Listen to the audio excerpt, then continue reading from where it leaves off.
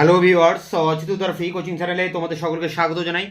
আজকের এই ভিডিওতে তোমরা যারা রবীন্দ্র ভারতী ইউনিভার্সিটিতে হিস্ট্রি MA সেকেন্ড সেমিস্টারে পড়ছো, তোমাদের যে 2.3 পেপারটি রয়েছে, এই পেপারটির যে সাজেশন 2024-25 সাজেশন নিয়ে আলোচনা করছি এই ভিডিওতে। তো তোমাদের 10 নম্বরের প্রশ্ন 4টি লিখতে হবে, 8টি প্রশ্ন পরীক্ষায় আসবে।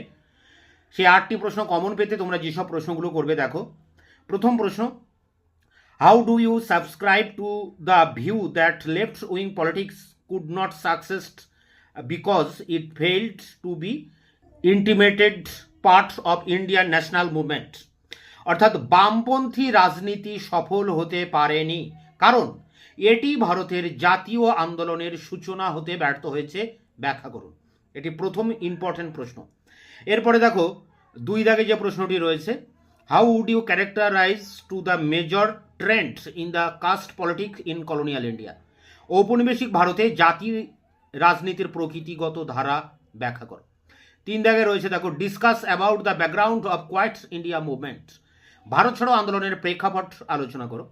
4 দাগের প্রশ্ন, discuss about the refugee problem after independence, স্বাধীনতা পরবর্তীকালে শরণার্থী বা উদ্বাস্তু সমস্যা সম্পর্কে আলোচনা করো। পরেরটি দেখো খুবই ইম্পর্টেন্ট প্রশ্ন, 5 দাগে, give a brief account of the impact of partition of India. এই প্রশ্নটা ঘুরিয়েও আসতে পারে, partition of India inevitable, please explain, অর্থাৎ ভারত বিভাজন কি অনিবার্য ছিল, ব্যাখ্যা করো। পরেরটি দেখো, critically comments on the emergence of caste consciousness and caste based movement in India with reference to Ambedkar. আম্বেদকরকে উল্লেখ করে ভারতের জাত চেতনা বা জাতি চেতনা এবং বর্ণভিত্তিক আন্দোলনের উত্থান সম্পর্কে আলোচনা করো। পরেরটি দেখো 7 দাগে রয়েছে খুবই ইম্পর্টেন্ট প্রশ্ন, write and essay on the working class movement in colonial India and the role play by all India trade union congress, অর্থাৎ AITUC। এর বাংলা করলে দাঁড়ায় ঔপনিবেশিক ভারতের শ্রমিক আন্দোলন এবং AITUC সম্পর্কে প্রবন্ধ লেখো। পরেরটি দেখো, estimate the role of Subhash Chandra Bose in the struggle of Indian independence, ভারতের স্বাধীনতা সংগ্রামে সুভাষ চন্দ্র বসুর ভূমিকার মূল্যায়ন করো।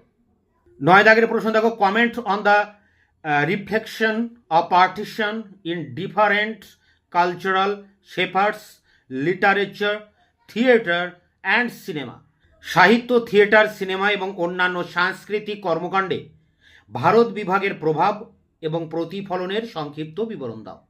পরেরটি, partition of India made social and economic disaster, Bharat বিভাগ সামাজিক ও অর্থনৈতিক বিপর্যয় সৃষ্টি করেছিল, মন্তব্য করুন। এর পরেরটি দেখো 11 দাগে, what was the impact of partition on Bengal and Punjab, দেশভাগ বাংলা পাঞ্জাবের উপর কী প্রভাব ফেলেছিল। শেষ প্রশ্ন 12 দাগের প্রশ্ন, write a note on the expansion of higher education as foundation on the nation in past independence India। এর বাংলা করলে দাঁড়াচ্ছে, স্বাধীনতা পরবর্তীকালে ভারতের জাতির ভিত্তি হিসেবে উচ্চ শিক্ষার সম্প্রসারণ বিষয়ে একটি নোট লেখো।